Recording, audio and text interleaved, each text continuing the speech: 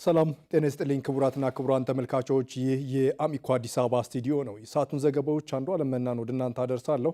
አብራችሁን ቆዩ። የሚዲያ ቴክኖሎጂ መሰረተ ልማት ዝርጋታ መስፋፋት የሐሰተኛ መረጃ ስርጭትና የጥላቻ ንግግርን ለመቀነስ አስቻይ ሁኔታ መሆኑን የኢትዮጵያ መገናኛ ብዙሃን ባለስልጣን ገለጸ። የኢትዮጵያ መገናኛ ብዙሃን ባለስልጣን ከአርቲፊሻል ኢንቴሊጀንስ ኢንስቲትዩት ጋር በመተባበር ያበለጸገው የተቀናጀ የሚዲያ ሬጉላቶሪ አስተዳደር ስርዓት በይፋም አስመርቋል። ሰለሞን አሰፋ ተጨማሪ ዘገባ አለው።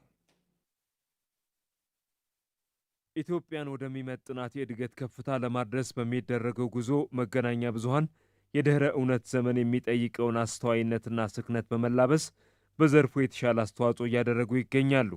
የኢትዮጵያ መገናኛ ብዙሃን ባለስልጣን ከኢትዮጵያ አርቲፊሻል ኢንተለጀንስ ጋር በመተባበር በዘመናዊ የዲጂታል ቴክኖሎጂ የተደገፈ አዲስ የተቀናጀ የሚዲያ ሬጉላቶሪና አስተዳደር ስርዓትን አስመርቋል። የኢትዮጵያ አርቲፊሻል ኢንተለጀንስ ዋና ዳይሬክተር ዶክተር ወርቁ ጋቸና አዲስ የተቀናጀ የሚዲያ ሬጉላቶሪና አስተዳደር ስርዓት ወደ ተግባር እንዲገባ መደረጉ የባለስልጣኑንና የዘርፉን ስራዎች ዘመናዊ ወደሆነ አዲስ ምዕራፍ የሚያሸጋግር መሆኑን ጠቅሰዋል። ሚዲያ ህዝቡን ወደ ፈለገበት ቦታ ወይም ደግሞ ሀገራችንን መውሰድ ያለበት ቦታ ለመውሰድ ዳታ ነው የሚያስፈልገው። ይህን ዳታ ደግሞ ስናከማች ስንቆጣጠረው ስናቆነውና ወደ መቆጣጠር የምንሄደው ዘመኑን የዋጀ በጣም ስቴት ኦፍ ዘ አርት የሆነ የቴክኖሎጂ ሶሉሽን ነው የሰራ ነው። የኢትዮጵያ መገናኛ ብዙሃን ባለስልጣን ዋና ዳይሬክተር ሃይማኖት ዘለቀ ከአርቲፊሻል ኢንተለጀንስ ጋር በትብብር በልጽጎ ወደ ተግባር የገባው የተቀናጀ የሚዲያ ሬጉላቶሪና አስተዳደር ስርዓት በኢትዮጵያ ውስጥ የሚንቀሳቀሱ የመገናኛ ብዙሃን የክትትልና የቁጥጥር አሰራር ስርዓቱን ያዘምነዋል ብለዋል። መገናኛ ብዙሃን ባለስልጣን እንግዲህ የተለያየ ሚዲያዎችን ይመራል። እነዚህ ሚዲያዎች በአብዛኛው ዘምነዋል፣ ዲጂታሊ ኮኔክት እያደረጉ ነው። ተቆጣጣሪው አካል ግን ወደ ኋላ የቀረበት ሁኔታ ነበር። ስለዚህ ይሄ ተናቦ ለመሄድ ራሱ ትንሽ ችግር የሚፈጥር ነበር። አለርት የሚያረገን ኖቲፋይ የሚያረገን አልነበረም። ይሄን የሚቀርፍ ነው። አሁን አገራችን እየተገበረች ያለችው የዲጂታል ኢትዮጵያን እውንነት ተባብሮ ተናቦ እና ተቀናጅቶ ተግባራዊ ከማድረግ አንጻር አሁን የተዘረጋው ፕላትፎርም በጣም ምቹ የሆነ ሁኔታ የሚፈጥር ነው። በመርሃ ግብሩ ላይ የተገኙት የብሔራዊ መረጃና ደህንነት አገልግሎት ዋና ዳይሬክተር ጀነራልና የኢትዮጵያ መገናኛ ብዙሃን ባለስልጣን የቦርድ ሰብሳቢ አምባሳደር ሬድዋን ሁሴን ሚዲያ ለጠንካራ የሀገረ መንግስት ግንባታ ብዝሃነትን አጉልቶ በማሳየት የማህበረሰቡን ቋንቋ፣ ባህልና እሴት ለማሳደግም የጎላ ሚና እንዳለው ጠቅሰዋል። ይሄ ስራ አንዱ ተቋማቱን ሰራተኞች ነፃ ማውጣት ነው። ሁለተኛው የሚዲያ ተቋማትን ለሐሜት የሚዳረግ ነገር የለም ማለት ነው። በዜጎች ተሳትፎ ነው የሚመጣው። በቴክኖሎጂ ተደግፎ ነው የሚሄደው። ፋይል መደበቅ የለም። ጠረጴዛ ስር የሚገባ ፋይል አይኖርም ማለት ነው። በዚህም ምክንያት የሁላችንም ኤምፓወር የሚያደርግ ነው ይሄኛው ቴክኖሎጂ።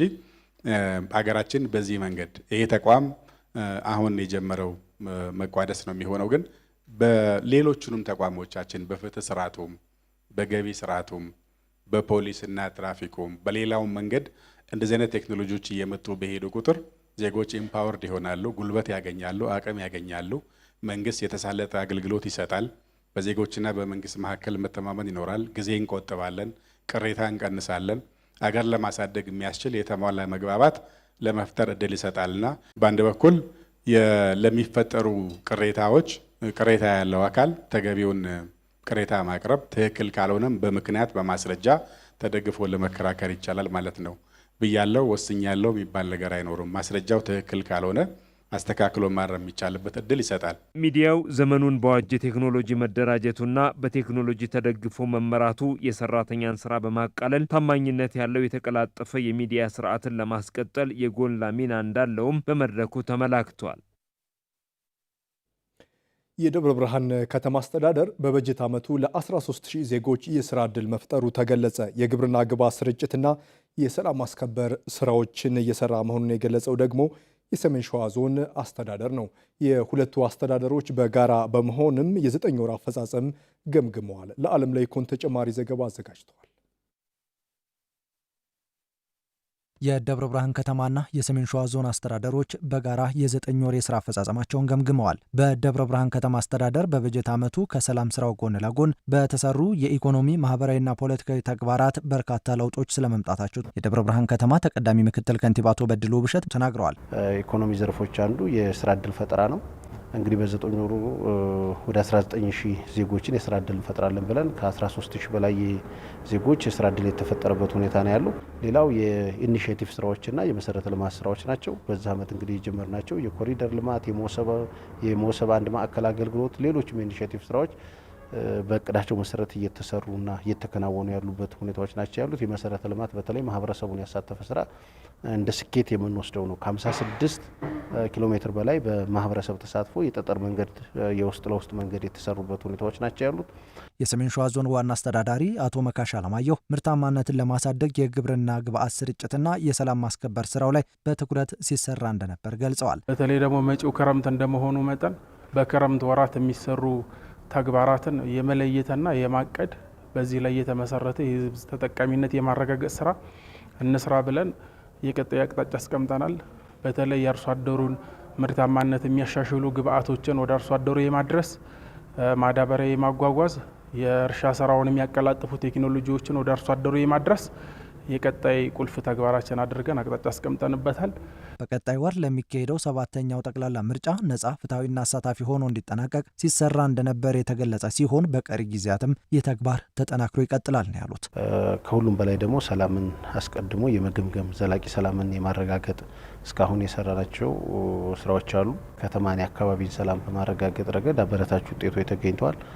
በዛ ዓመት እንደሚታወቀው ለየት ባለ መልኩ 7ኛው ዙር ሀገራዊ ምርጫ የሚከናወንበት ስለሆነ ይሄ ምርጫም ሰላማዊ ዲሞክራሲያዊና ተሳትፎን ባረጋገጠ እንዲጠናቀቅ ለማድረግ ሁሉም ርብርብ እያደረገ የሚገኝበት ወቅት ነው። ወደ ምርጫ ጣቢያቸው ሄደው ድምጽ የሚሰጡበትን ምቹ ሁኔታ ከመፍጠር አኳያ አንዱ ከጸጥታ ስራችን ጋር እያይዘን ተመልክተነዋል። ከዚህ አኳያ በሁሉም አካባቢ በዞናችን የ7ኛውን ጠቅላላ ምርጫ ለማካሄድ አስተያየ ሁኔታ ፈጥረናል። ቀሪ ጉዳዮችን በቀጣይ ጊዜ እያየን የጎደለውን እያሟላን እንደ መንግስት ኃላፊነት ወስደን እየሰራን ያለ ነው። ያለውን የመልማት ፍላጎት እውን ለማድረግ ባለሀብቶች ከመንግስት ጋር የጀመሩትን ጥረት አጠናክረው ሊቀጥሉ እንደሚገባ የአዲስ አበባ ከተማ አስተዳደር ከንቲባ አዳነች አቤቤ ተናገሩ። ከንቲባዋ የሚድሮክ ኢንቨስትመንት ግሩፕ አካል በሆነው ላሜ ዴሬ የተገነባውን የወተት ማቀነባበሪያ ፋብሪካም ስራ አስጀምረዋል። ኢብራሂም መሐመድ ተጨማሪ ዘገባ አዘጋጅቷል። መንግስት በሌማት ትሩፋት በተለያዩ ዘርፎች ያስመዘገባቸው ስኬቶች ተጨማሪ እሴት እንዲፈጥሩ ከኢንዱስትሪ አልሚዎች ጋር ትስስር እየተፈጠረ ይገኛል። የዚሁ አካል የሆነ ወተት አምራቾችና ባለሀብት ትስስር የፈጠሩበት የወተትና ተዋጽኦ ማቀነባበሪያ ፋብሪካ በአዲስ አበባ ከተማ በይፋ ስራ ጀምሯል። ፋብሪካው የሚድሮክ ኢንቨስትመንት ግሩፕ አካል በሆነው በላሜ ዴሪ ኃላፊነቱ የተወሰነ የግል ማህበር አማካኝነት የተገነባ ነው። ፋብሪካው የወተት ብክነትን በመቀነስ በመላ ሀገሪቱ የገበያ ተደራሽ የሚሆንና ሰፊ የስራ ዕድል የሚፈጥር መሆኑን የፋብሪካው ዋና ስራ አስኪያጅ አቶ ጋሻው ይመር ገልጸዋል። በአዲስ አበባ ብቻ የታጠረውን ገበያ ሰብሮ የምርቶቻችን ተደራሽነት በሁሉም ክልሎች በማስፋት የኢኮኖሚ እድገቱን ለማፋጠን አስተዋጽኦ አለው። በሌላ በኩል አሁን ለምናመርታቸው ምርቶች ወተት የምናሰበስባቸው የአርሶ አደሮች ቁጥር ከፍተኛ ያደርገዋል። ይህም በቀጣዮቹ የአርሶ አደሮቹ ቁጥር ደረጃ በደረጃ እንደሚጨምር ይጠበቃል። የዚህ ፋብሪካ ስራ መጀመር በማንኛውም ጊዜ ከአርሶ አደሮች የሚቀርብ ወተት በተሟላ ሁኔታ በመቀበል እንዲቻል ሰፊ ድል የሚፈጥር ሲሆን የወተት ብክነትን ሙሉ በሙሉ የሚያስቀር ይሆናል። ፋብሪካው የአውሮፓ ስታንዳርድን አሟልቶ አስፈላጊውን የቁጥጥር ስርዓት ያለፈ መሆኑን የሚድሮክ ኢንቨስትመንት ግሩፕ ዋና ስራ አስፈጻሚ አቶ ጀማል አህመድ አስታውቀዋል። ዓለም አቀፍ ስታንዳርድ የጠበቀ አውሮፓ ሀገር ካሉት በጣም የሚገዳደር የቺዝ ምርቶቻችን ለቅምሻ ይቀርባሉ። ለ6 ወር መቆየት የሚችል በጠንካራ 7 ሌየር የታሸገ ምንም አይነት ቅቤ ያልወጣለት ፈረንጆቹ ሆል ሚልክ የሚሉት ወይም ሙሉ ወተት ለገበያ ለማቅረብ አዲስ ቴክኖሎጂ አምጥተን ኮሚሽን አድርገን እጅግ በጣም በምናከብሮት በክብርት ከንቲባችን ለማስመረቅ በመብቃታችን እንኳን ደስ አላችሁ። መንግስት ለጤናማ ትውልድ ግንባታ ለሰጠው ልዩ ትኩረት የፋብሪካው ወደ ስራ መግባት ፋይዳው የጎላ መሆኑን ፋብሪካውን መርቀው ወደ ስራ ያስገቡት የአዲስ አበባ ከንቲባ አዳነች አቤቤ ተናግረዋል። አምራቹን ዜጋ ጤናማ ሆኖ የተመጣጠነ ምግብ አግኝቶ እንዲኖር ከማድረግ አንጻር እጥረትና ክፍተት አለ ብለን የምንጠቅሰው ነው። ይህንን ክፍተት በሚያጠብ መልኩ ለረጅም ጊዜ መቆየት የሚችል ወተት እንደሰማሁት ከ6 ወር በላይ ያለ ማቀዝቀዣ መቆየት የሚችል መላው ሀገራችን ላይ መሰራጨት በሚችል አቅም ተሰርቶ ዛሬ ለአቅርቦት ወይም ደግሞ ምርቱን ለመመረቅ መብቃታችን ይህንን ክፍተት ለመዝጋት ትልቅ ለውጥ ያመጣል። ፋብሪካው ከውጭ የሚገባን ምርት በመተካት የውጭ ምንዛሬን ይቆጥባል። በዘርፉ የቴክኖሎጂ ሽግግር ከመፍጠር ባሻገር ለበርካታ ዜጎች የስራ ዕድል ያስገኛል ያሉት ከንቲባ አዳነች አቤቤ መንግስት ለአልሚ ባለሀብቶች የሚያደርገውን ድጋፍ ይበልጥ አጠናክሮ ይቀጥላል ብለዋል። የሀገር ብልጽግና የሀገራችን ራዕይ ሆኗል። ሀገራችን ማበልጸግ፣ ይህንን ብልጽግና ልናረጋግጥ የምንችለው እንደዚህ አይነት ፕራይቬት ሴክተሮች መሰረታዊ ለውጥ ሊያመጣ የሚችል ክፍተቶችን ሊዘጉ የሚችሉ ስራዎችን ሲሰሩ ነው። ስለዚህ ሜድሮክ ኢንቨስትመንት ግሩፕ ጥሩ ስራ ሰርቷል። ትስስሩ ከዚህ በላይ በግብይቱም ዘንድ ይጠንክራል። በዕለቱ ለፋብሪካው ስኬት አስተዋጽኦ ላበረከቱ ወተት አምራቾች እውቅናና ማበረታቻ ተሰጥቷል። የኢንዱስትሪ ሰላምና ምርታማነት ሊረጋገጥ የሚችለው የሰራተኞች መብትና ጥቅም ሲከበር መሆኑን የሰራተኞች ማህበራት ኮንፌዴሬሽን የደብረ ብርሃን ቅርንጫፍ ጽሕፈት ቤት ገለጸ። በአሰሪና ሰራተኞች መካከል ያለው ትስስርን በማጠናከር የኢንዱስትሪ ምርታማነትን መፍጠር ይቻላል ተብሏል። ብርቱካን ማሞ ተጨማሪ ዘገባውን አዘጋጅታለች። አብረን እንከታተል።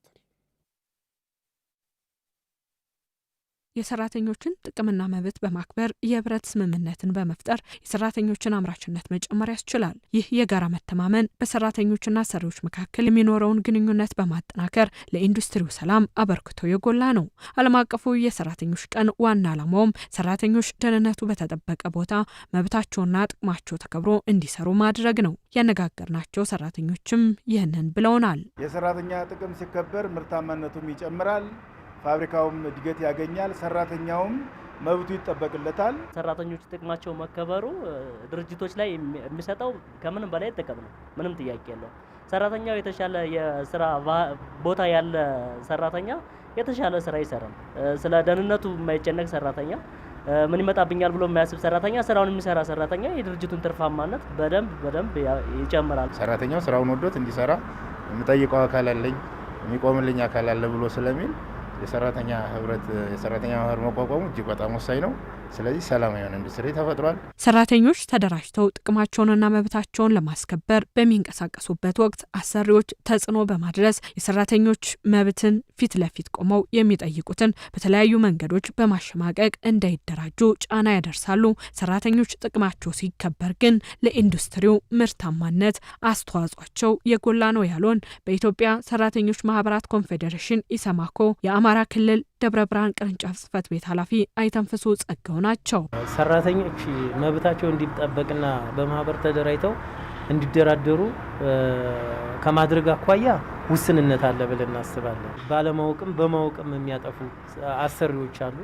ሰራተኛው በምንም አይነት መልኩ እንዳይደራጅ መሰናክል የሚፈጥሩ አሰሪዎች አሉ። እንደዚሁ ከዚሁ ጋር ደግሞ በተቃራኒ የሰራተኛው መደራጀት ለምርቴ ወይም ለድርጅቴ ወሳኝ ነው ብለው የሚያምኑ የኢንዱስትሪ አመራሮች አሉ። በአሰሪና ሰራተኞች መካከል ያለው ትስስር ሲጠናከር መንግስትም ኃላፊነቱን ሲወጣ በሶስትዮሽ ትስስርና ትብብር የኢንዱስትሪ ሰላምን ማምጣት ያስችላልም ብለዋል አቶ አይተንፍሱ።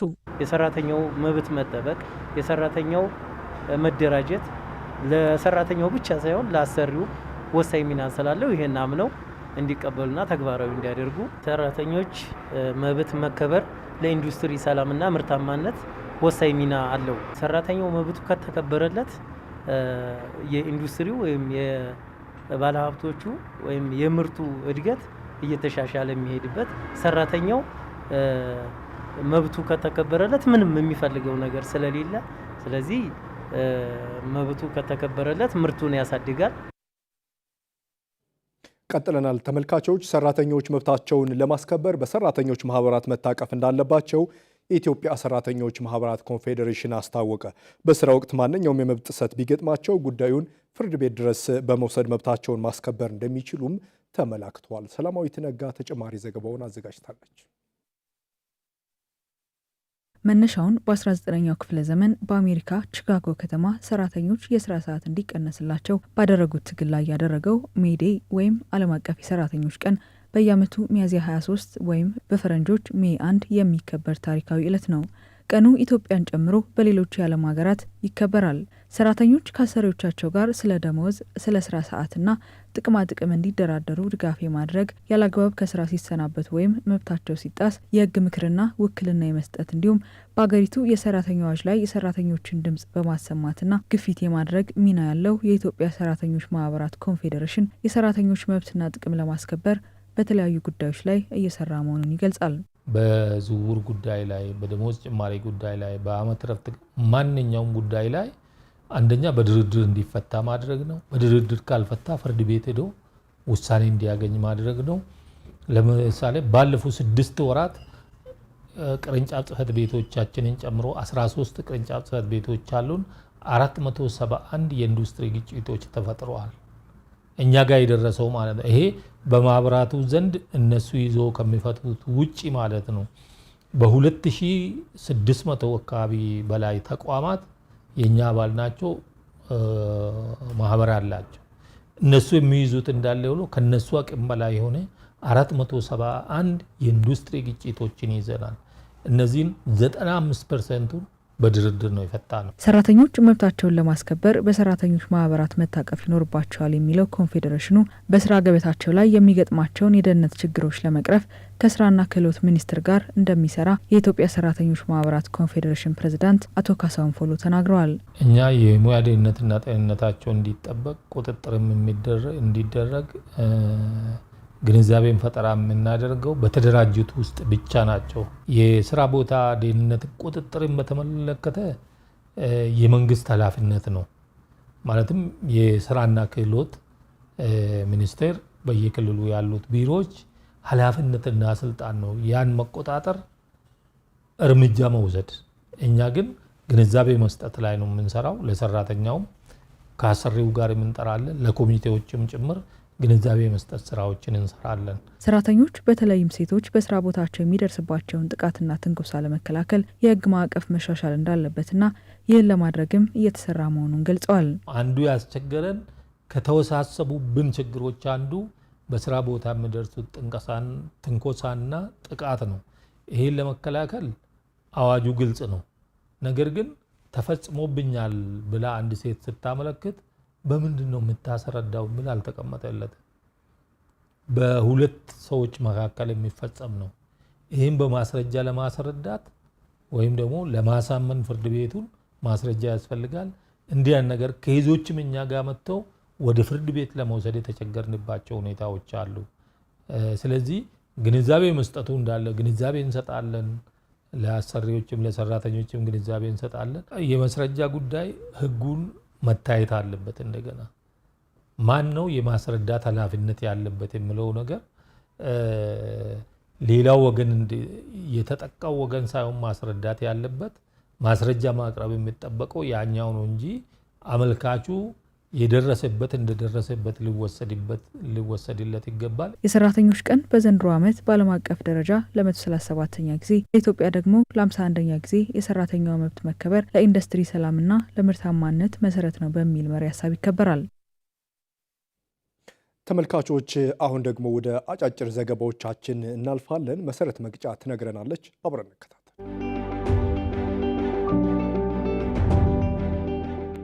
አራተኛው የኢትዮጵያ ታምርት የ2018 ኤክስፖ ከሚያዝያ 25 እስከ 30 ቀን 2018 እንደሚካሄድ ተገለጸ። ኤክስፖ በአዲስ አበባ ኮንቬንሽን ማዕከል እንደሚካሄድ የገለጹት የኢንዱስትሪ ሚኒስትር አቶ መላኩ አለበል የዘንድሮው ኤክስፖ ኢትዮጵያ ታምርት ለሁለንተናዊ ሉዓላዊነት በሚል መሪ ቃል የኢንዱስትሪ ምርቶችን ማስተዋወቅ፣ የገበያ ትስስር መፍጠር እንዲሁም ልምድና ተሞክሮ መለዋወጥን ዋና ዓላማ አድርጎ ይከናወናል። በኤክስፖ ላይ የተመረጡ 20 ስታርታፖች ምርቶቻቸውን የሚያቀርቡ ሲሆን ከኤምባሲዎች ጋር በተደረገ ቅንጅት የውጭ አምራቾች የሚሳተፉበትና የምግብ ቅምሻ መርሃ ግብር የሚካሄድበት ይሆናል ተብሏል። ብሏል። ከኤግዚቢሽኑ ጎን ለጎን የኢንዱስትሪ መስኩን የሚያግዙ የፓናል ውይይቶችና ሴሚናሮች የተዘጋጁ ሲሆን ለጎብኚዎችም የጃክፖት ሽልማት ተመቻችቷል ሲል የኢትዮጵያ ዜና አገልግሎት ዘግቧል።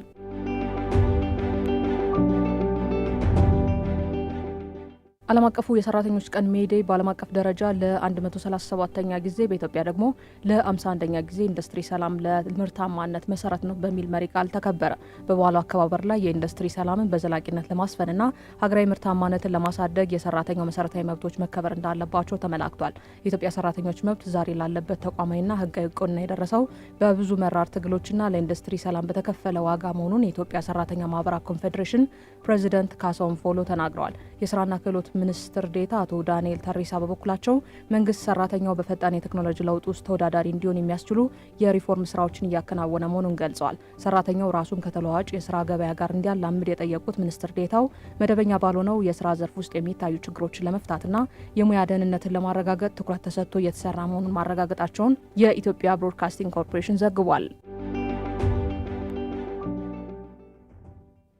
ተመልካቾች ለዛሬ ከአሚኮ አዲስ አበባ ስቱዲዮ ያዘጋጀንላችሁ ዘገባዎች እኒህ ናቸው። ዘገባዎቹን አንዱ አለምናን ወደ እናንተ አደረስኩ። አብራችሁን ስለነበራችሁ ስለተከታተላችሁን አመሰግናለሁ። ጤና ይስጥልኝ።